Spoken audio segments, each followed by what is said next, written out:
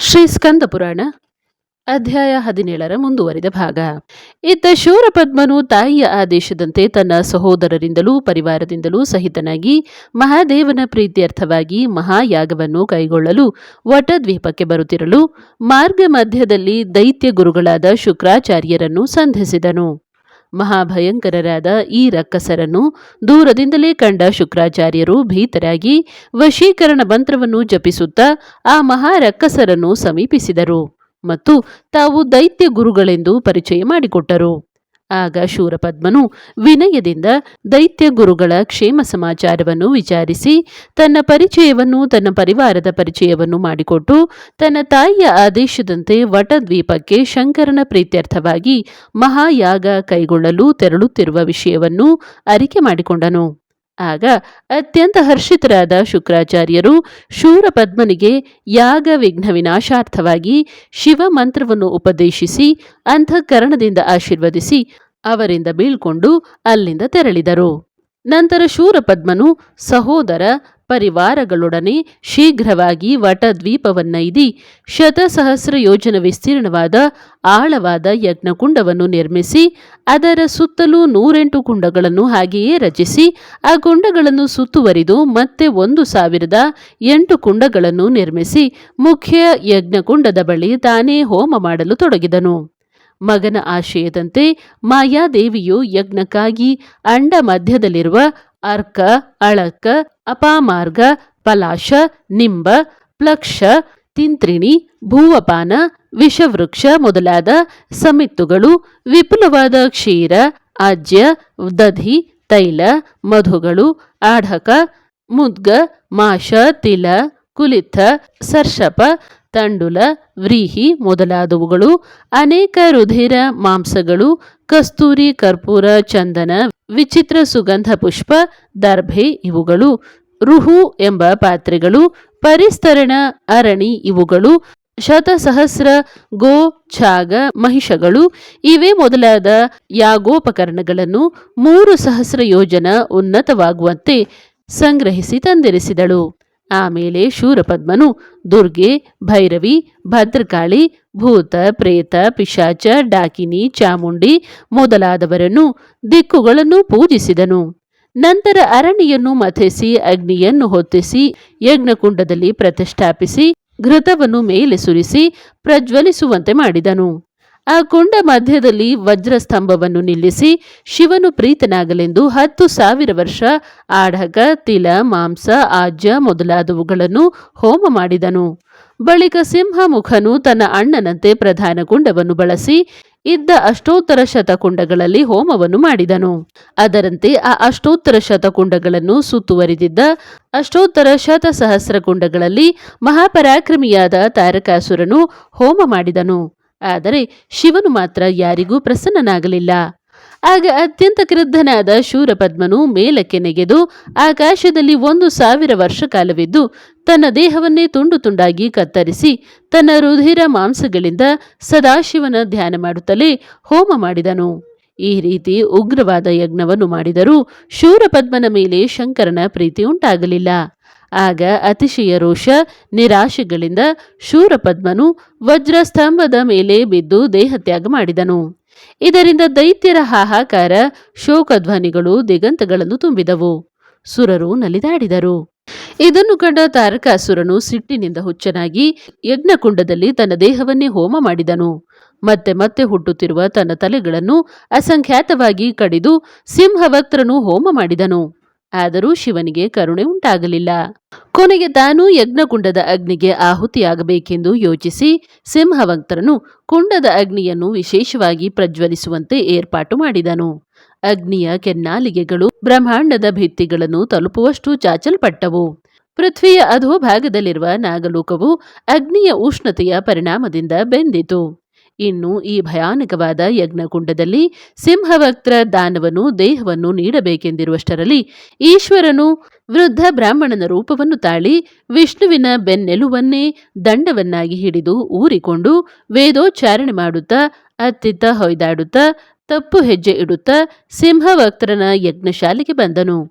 ತೇಜಸ್ವಿಯಾದ ಆ ವೃದ್ಧ ಬ್ರಾಹ್ಮಣನನ್ನು ಕಂಡು ಬೆರಗಾಗಿ ಕೂಡಲೇ ಸಿಂಹಭಕ್ತನು ಆತನನ್ನು ನಮಸ್ಕರಿಸಿ ಉಚಿತಾಸನದಲ್ಲಿ ಕುಳ್ಳಿರಿಸಿ ಉಪಚರಿಸಿದನು.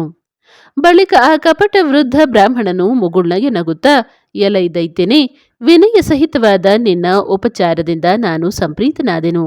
ನಿನ್ನ ಸಾಹಸಕ್ಕೆ ನಿನ್ನ ವಿನಯವು ಭೂಷಣವಾಗಿದೆ. ಎಲೈ ರಾಕ್ಷಸೋತ್ತಮನೇ, ನೀವು ಯಾರು? ನೀವು ಯಾರ ಮಕ್ಕಳು? ನೀವು ಈಗ ಮಾಡುತ್ತಿರುವ ಈ ಘೋರವಾದ ಯಜ್ಞದ ಉದ್ದೇಶವೇನು? ಮುಚ್ಚುಮರೆಯಿಲ್ಲದೆ ವಿಶದವಾಗಿ ಹೇಳು. ಸಾಧ್ಯವಾದರೆ ನಾವು ನಿಮಗೆ ಸರಿಯಾದ ಮಾರ್ಗವನ್ನು ತೋರಬಲ್ಲೆವು ಎಂದು ಸಿಂಹವಕ್ತರನಿಗೆ ಪ್ರಶ್ನಿಸಿದನು. ಆಗ ಸಿಂಹವಕ್ತರನು ವಿನಯದಿಂದ, ಎಲೈ ದ್ವಿಜೋತ್ತಮರೇ, ನಿಮ್ಮನ್ನು ಕಂಡಾಗ ಸಾಕ್ಷಾತ್ ಪರಶಿವನನ್ನು ಕಂಡಷ್ಟು ಸಂತಸವಾಯಿತು. ಕೇಳಿರಿ, ಕಶ್ಯಪ ಸುತರಾದ ನಾವು ಅಂಡಾಧಿಪತ್ಯವನ್ನು ದೊರಕಿಸುವುದಕ್ಕೋಸ್ಕರ ಶಿವಾನುಗ್ರಹವನ್ನು ಪಡೆಯಲು ನಾವು 3 ಸೋದರರು ವೀರಯಾಗವನ್ನು ಕೈಗೊಂಡಿದ್ದೇವೆ. ಎಷ್ಟೋ 1000 ವರ್ಷಗಳವರೆಗೆ ಅತ್ಯುಗ್ರ ವಿಧಾನಗಳಿಂದ ಹೋಮ ಮಾಡಿದರೂ ಶಂಕರನ ಪ್ರಸನ್ನತೆ ದೊರೆಯದ ಕಾರಣಕ್ಕಾಗಿ ನನ್ನ ಅಣ್ಣನು ವಜ್ರಸ್ತಂಭದ ಮೇಲೆ ಬಿದ್ದು ದೇಹವನ್ನು ಆಹುತಿ ಕೊಟ್ಟನು. ನನ್ನ ತಮ್ಮ ತಾರಕನು ಯಜ್ಞಾಗ್ನಿ ಪ್ರವೇಶ ಮಾಡಿ ದಗ್ಧನಾದನು. ನಾನು ಕೂಡ ಅದೇ ಕಾರಣಕ್ಕಾಗಿ ನನ್ನ ಸೋದರರಂತೆ ಈ ಯಜ್ಞಕುಂಡದಲ್ಲಿ ನನ್ನ ದೇಹವನ್ನು ಈಡಾಡುವವನಿದ್ದೆನು. ಅಷ್ಟರಲ್ಲಿ ನಿಮ್ಮ ಆಗಮನವಾಯಿತು ಎಂದು ಉತ್ತರಿಸಿದನು. ಆಗ ವೃದ್ಧ ಬ್ರಾಹ್ಮಣನು, ಎಲೈ ದೈತ್ಯವೀರನೇ, ಆ ಸಾಹಸಕ್ಕೆ ತೊಡಗಬೇಡ. ನಿಮ್ಮ ಅಭೀಷ್ಟವು ಇಷ್ಟರಲ್ಲಿ ಸಿದ್ಧಿಸುವುದು ಎಂದು ಹೇಳಿ ಕೂಡಲೇ ಸ್ವರ್ಧ್ವನಿಯಾದ ಆಕಾಶಗಂಗೆಯನ್ನು ಆಹ್ವಾನಿಸಿದನು. ಅದಾಗಲೇ ದೇವನದಿಯು ಪರ್ವತೋಪಮವಾದ ತೆರೆಗಳಿಂದ ತೇಲೈಸಿ ಬರುತ್ತಾ ದೈತ್ಯರ ಯಜ್ಞಶಾಲೆಗಳಲ್ಲಿಯ ಯಜ್ಞಕುಂಡದ ಅಗ್ನಿಯನ್ನು ಶಾಂತಗೊಳಿಸಿ ಮುಂದೆ ಹರಿಯತೊಡಗಿತು. ಆ ಕ್ಷಣದಲ್ಲಿಯೇ ಶೂರಪದ್ಮ ತಾರಕರು ಸಜೀವಿಗಳಾಗಿ ಯಜ್ಞಕುಂಡದಿಂದೆದ್ದು ಬಂದರು. ಆ ಕೂಡಲೇ ಮಹಾದೇವನು ವೃಷಭಾರೂಢನಾಗಿ ಆ ದೈತ್ಯ ತ್ರಯರಿಗೆ ದರ್ಶನವಿತ್ತನು. ಆಗ ಆ ದೈತ್ಯ ಸಹೋದರರು ಭಯಭಕ್ತಿಗಳಿಂದ ನಮಿಸಿ ವೇದೋಕ್ತ ಮಂತ್ರಗಳಿಂದ ವಿಧವಾಗಿ ಪರಮೇಶ್ವರನನ್ನು ಸ್ತುತಿಸಿದರು. ಅದಕ್ಕೆ ಸಂಪ್ರೀತನಾದ ಶಿವನು, ಎಲೈ ದೈತ್ಯ ಶ್ರೇಷ್ಠರೇ, ನಿಮ್ಮ ಕಠೋರವಾದ ತಪಸ್ಸಿನಿಂದಲೂ ಭಕ್ತಿಯುತವಾದ ನನ್ನ ಸ್ತುತಿಯಿಂದಲೂ ನಾನು ಸುಪ್ರೀತನಾದೆನು. ನಿಮ್ಮ ಇಪ್ಸಿತಾರ್ಥಗಳೇನು? ಹೇಳಿರಿ, ನೆರವೇರಿಸಿಕೊಡುವೆನು ಎಂದನು. ಆಗ ಶೂರಪದ್ಮನು ಶಿವನನ್ನು ಕುರಿತು, ಸ್ವಾಮಿ, ನೀನು ಒಂದು ವೇಳೆ ನಮ್ಮ ತಪಕ್ಕೆ ಮೆಚ್ಚಿ ಪ್ರತ್ಯಕ್ಷನೇ ಆಗಿದ್ದರೆ ಅಷ್ಟೋತ್ತರ ಶತಸಹಸ್ರಾಂಡಗಳ ಸಾರ್ವಭೌಮತ್ವವನ್ನು, ನಾನಾ ವೈಭವೋಪೇತವಾದ ಇಂದ್ರ ಪದವಿಯನ್ನು ನಮಗೆ ದಯಪಾಲಿಸು. ಯಜ್ಞಕುಂಡದಲ್ಲಿ ದಗ್ಧರಾದ ರಾಕ್ಷಸರೆಲ್ಲ ವಜ್ರದೇಹಿಗಳಾಗಿ ಪುನರ್ಜನ್ಮ ತಾಳಲಿ. ಶತಕೋಟಿ ಸಹಸ್ರ ಸಂಖ್ಯೆಯ ಚತುರಂಗ ಬಲ ನಮಗುಂಟಾಗಲಿ. ಹರಿಬ್ರಹ್ಮಾದಿ ದೇವತೆಗಳಿಂದ ನಮಗೆ ಸೋಲುಂಟಾಗದಿರಲಿ. ಪಾಶುಪತ ಮೊದಲಾದ ದಿವ್ಯಾಸ್ತ್ರಗಳು ನಮಗೆ ದೊರೆಯಲಿ ಎಂದು ವಿನಯದಿಂದ ಪ್ರಾರ್ಥಿಸಿದನು. ಆಗ ಮಹಾದೇವನು, ಎಲೈ ಶೂರಪದ್ಮನೇ, ನಿಮಗೆಲ್ಲರಿಗೆ ನೀವಿಚ್ಛಿಸಿದ ದಿವ್ಯಾಸ್ತ್ರಗಳೆಲ್ಲ ದೊರೆಯಲಿ. 108 ಸಹಸ್ರಾಂಡಗಳ ಅಧಿಪತ್ಯವು ನಿಮಗೆ ದೊರೆಯಲಿ. ಆದರೆ ಅಜ, ಹರಿ ಮೊದಲಾದ ದೇವತೆಗಳಿಂದ ನೀವು ಅವಧ್ಯರಾದರೂ ನನ್ನ ಶಕ್ತಿ ಮಾತ್ರ ಸಂದರ್ಭ ಒದಗಿದಾಗ ನಿಮ್ಮೆಲ್ಲರನ್ನೂ ದಮನ ಮಾಡಲಿ ಎಂದು ವರವಿತ್ತು ಅಂತರ್ಧಾನವನ್ನೈದಿದನು. ನಂತರ ಶಂಭುವಿನಿಂದ ಅನುಗ್ರಹಿಸಲ್ಪಟ್ಟ ಶೂರಪದ್ಮನೇ ಮೊದಲಾದ ದೈತ್ಯ ಶ್ರೇಷ್ಠರು ಅಸಂಖ್ಯಾತ ಚತುರಂಗ ಬಲದಿಂದೊಡಗೂಡಿದವರಾಗಿ ಆನಂದದಿಂದ ಬಂದು ತಂದೆಯಾದ ಕಶ್ಯಪರನ್ನು ಕಂಡು ನಮಸ್ಕರಿಸಿ ಶಿವಾನುಗ್ರಹ ಪಡೆದ ವಾರ್ತೆಯನ್ನು ನಿವೇದಿಸಿದರು. ಇದರಿಂದ ಕಶ್ಯಪರಿಗೆ ಹರ್ಷವೇನೂ ಉಂಟಾದಂತೆ ತೋರಲಿಲ್ಲ. ದೇವತೆಗಳಿಗೆ ವಿಪತ್ತುಂಟಾಯಿತೆಂಬ ಭವಿಷ್ಯತ್ತಿನ ಕೊರಗೆ ಅವರ ಮನಸ್ಸನ್ನಾವರಿಸಿತ್ತು. ಆದರೂ ಅದನ್ನು ತೋರಗೊಡದೆ, ಪುತ್ರರೇ, ನಮ್ಮ ತಪಸ್ಸಿಗೆ ವಿಘ್ನವನ್ನು ತರಬೇಡಿರಿ. ಕೂಡಲೇ ಶುಕ್ರಾಚಾರ್ಯರಲ್ಲಿಗೆ ಹೋಗಿ ಸರಿಯಾದ ಮಾರ್ಗದರ್ಶನ ಪಡೆಯಿರಿ ಎಂದು ಹೇಳಿ ಅವರನ್ನು ಕಳುಹಿಸಿಕೊಟ್ಟನು. ಶೂರಪದ್ಮನು ಸಕಲ ಪರಿವಾರದೊಡನೆ ತಂದೆಯ ಆಶ್ರಮದಿಂದ ಹೊರಟು ನೇರವಾಗಿ ಶುಕ್ರಾಚಾರ್ಯರನ್ನು ಕಂಡನು. ಆಗ ದೈತ್ಯ ಗುರುಗಳು ಇವರೆಲ್ಲರಿಗೂ ಸಂತಸದಿಂದ ಆಶೀರ್ವದಿಸಿ ಸನ್ಮಾನಿಸಿದರು. ಆ ಬಳಿಕ ಶೂರಪದ್ಮನೊಬ್ಬನನ್ನೇ ಏಕಾಂತಕ್ಕೆ ಕರೆದೊಯ್ದು, ಎಲೈ ಶೂರಪದ್ಮನೇ, ನೀವೆಲ್ಲರೂ ಪರಮೇಶ್ವರನಿಂದ ಅನುಗ್ರಹ ಪಡೆದು ಬಂದದ್ದು ದೈತ್ಯ ಕುಲ ವೈಭವಕ್ಕೆ ಸಂಜೀವಿನಿಯನ್ನೆರೆದಂತಾಯಿತು. ಇದಕ್ಕೆ ನಮ್ಮ ದೈತ್ಯಕುಲವೇ ಚಿರಋಣಿಯಾಗಿದೆ. ಇರಲಿ, ಘಟವು ಭಿನ್ನವಾದೊಡನೆ ಘಟಾಕಾಶವು ಮಹಾದಾಕಾಶದಲ್ಲಿ ಲೀನವಾಗುವಂತೆ ದೇಹನಾಶದಿಂದ ಜೀವನಾದ ಶಿವನು ಶಿವನೇ ಆಗುತ್ತಾನೆ.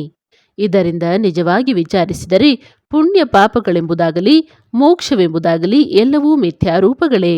ಆದ್ದರಿಂದ ನೀವು ಹರಿಬ್ರಹ್ಮಾದಿ ದೇವತೆಗಳನ್ನು ತಿರಸ್ಕರಿಸಿ ಹೃದಯಾಕಾಶ ಮಧ್ಯದಲ್ಲಿ ಶಿವನನ್ನೇ ಧ್ಯಾನಿಸಿರಿ. ನಿಮಗೆ ಸಂಪ್ರಾಪ್ತವಾಗಿರುವ ಶಿವಾನುಗ್ರಹದ ಬಲದಿಂದ ಇಂದ್ರಾದಿ ದೇವತೆಗಳನ್ನೆಲ್ಲ ಬಗ್ಗುಬಡಿದು ಅವರ ಸ್ಥಾನಮಾನಗಳನ್ನೆಲ್ಲ ದೈತ್ಯರಾದ ನೀವೆಲ್ಲ ಆಕ್ರಮಿಸಿರಿ. ಹರಿ, ಬ್ರಹ್ಮ, ಇಂದ್ರ ಮೊದಲಾದ ದೇವತೆಗಳನ್ನು, ದಿಕ್ಪಾಲಕರನ್ನು ನಿಮ್ಮ ಅನುಚರರನ್ನಾಗಿ ಮಾಡಿಕೊಂಡು ನಿಮ್ಮ ದರ್ಪಾದಿಗಳಿಂದ ಅವರಿಗೆ ಭಯವನ್ನು ಹುಟ್ಟಿಸಿ ಪೀಡೆ ಕೊಡಿರಿ.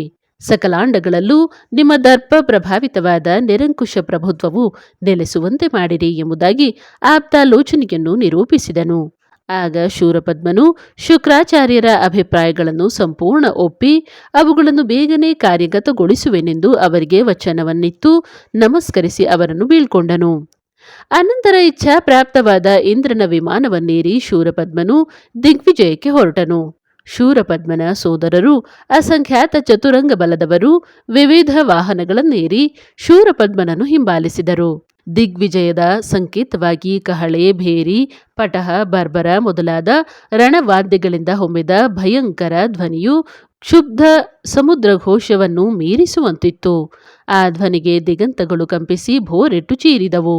ಅಸಂಖ್ಯಾತ ರಕ್ಕಸರು ಅರಿಮರ್ದನಕ್ಕಾಗಿ ಹಿಡಿದ ಕುಂತ, ಮುದ್ಗರ ಮೊದಲಾದ ಆಯುಧಗಳ ಪ್ರಕಾಶವು ಸಹಸ್ರ ಸೂರ್ಯ ಪ್ರಕಾಶದಂತೆ ಥಳಥಳಿಸಿ ಪ್ರಭೆಯನ್ನು ಬೀರಿತು.